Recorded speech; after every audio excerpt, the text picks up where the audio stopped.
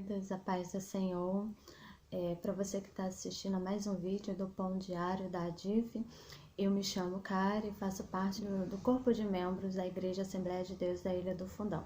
E nessa oportunidade eu gostaria de meditar com vocês na segunda carta aos Coríntios, no capítulo 4, a partir do versículo 8, que diz o seguinte: de todos os lados somos pressionados, mas não desanimados. Ficamos perplexos, mas não desesperados. Somos perseguidos, mas não abandonados. Abatidos, mas não destruídos. Trazemos sempre em nosso corpo o morrer de Jesus, para que a vida de Jesus também seja revelada em nosso corpo.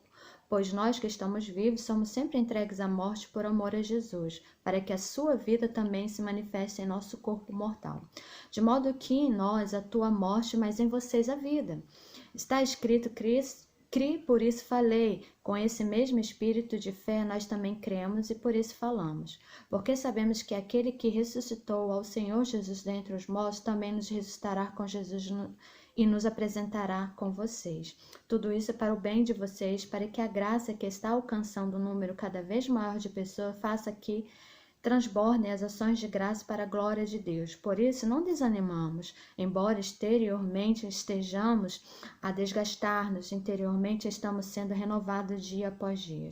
Pois o nosso sofrimento leve e momentâneo estão produzindo para nós uma glória eterna que pesa mais do que todos eles. Assim, fixamos os olhos não naquilo que se vê, mas no que não se vê. Pois o que se vê é transitório, mas o que não se vê é eterno.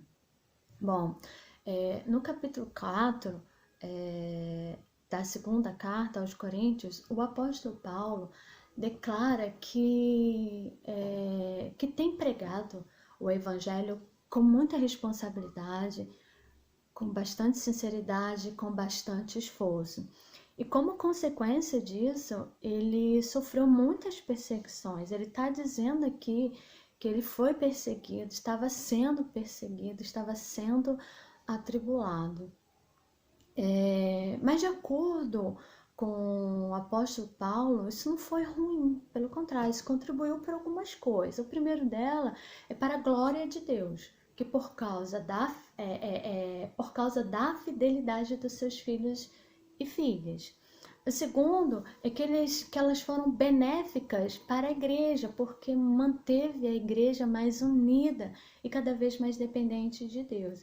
E terceiro, ele chegou à conclusão que elas foram benéficas para ele mesmo, porque permitiu que ele se desenvolvesse e amadurecesse.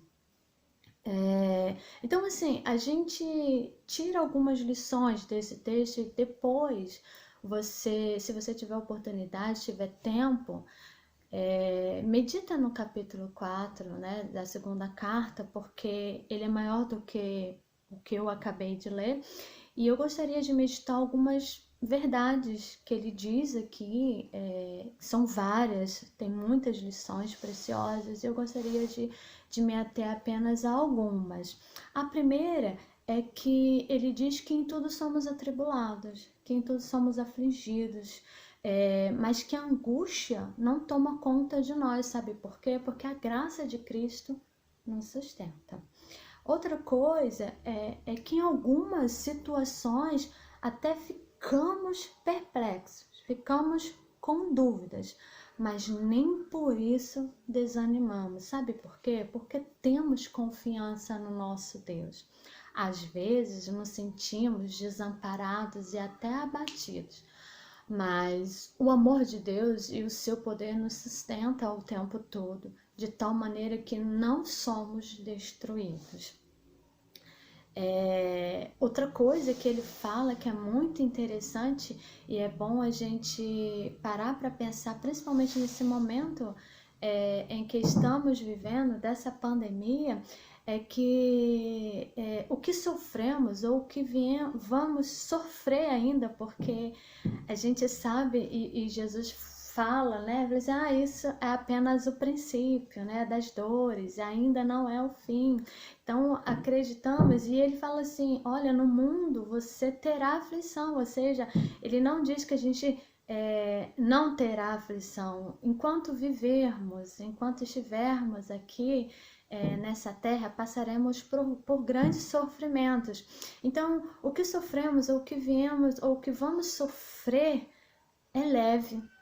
E ele também diz que é momentâneo e que não se compara à glória futura que teremos junto a Cristo.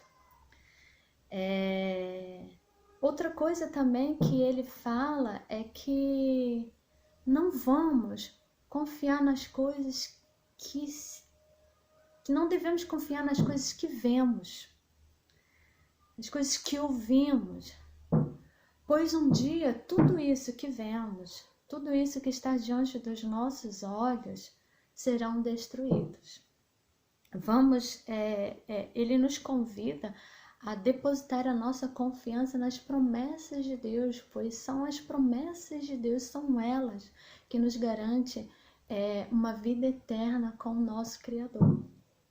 Então, eu te convido a meditar no que Paulo tem falado acerca da tribulação, acerca do sofrimento, acerca da dificuldade, acerca da perseguição. Vamos encarar como algo bom da parte de Deus. Vamos encarar que está produzindo um efeito, irá produzir um efeito extraordinário em nós, em nossa vida, em nossa igreja, para o povo de Deus. Não vamos nos entregar às lamentações, às murmurações, não vamos permitir que as dúvidas que surgem em nossa mente, em nosso coração, nos leve à incredulidade. Pelo contrário, vamos permitir que aconteça em nós o que aconteceu com Paulo, crescer, amadurecer, né? Então vamos fixar os nossos olhos nas coisas que não vemos. Vamos fixar os nossos olhos no céu, no nosso Criador, e vamos criar expectativas, vamos esperar em Deus, nas promessas que Ele tem feito a nós, que um dia nós estaremos com Ele, que viveremos com Ele, que moraremos com Ele. Amém? Que você fique com essa palavra, que Deus te abençoe e não permita que o medo, o desespero, a angústia venha tomar conta do seu coração ao ponto de te paralisar e não enxergar o mover de Deus na sua vida. Eu acredito muito que todas as coisas, Paulo já falava, contribuem para o bem daqueles que amam a Deus. Então, eu acredito na boa, na agradável, na perfeita, na maravilhosa vontade de Deus para as nossas vidas. Então, se foi necessário passar por isso, louvado seja o nome do Senhor, para todo sempre. Em tudo dai graças, em tudo dai graças. Então, até mesmo em meio à pandemia, devemos agradecer a Deus por tudo que está acontecendo, por tudo que ainda há a acontecer, porque Deus sabe de todas as coisas, Ele tem um controle da nossa vida e tudo que Ele faz, tudo que Ele opera é para o nosso bem. Então, que venhamos sair dessa situação ruim que toda a humanidade está vivendo neste momento, mais amadurecidos, mais responsáveis, mais fervorosos, mais tementes a Deus, mais dependentes de Deus. Amém? Que Deus te abençoe e que você fique com essa palavra.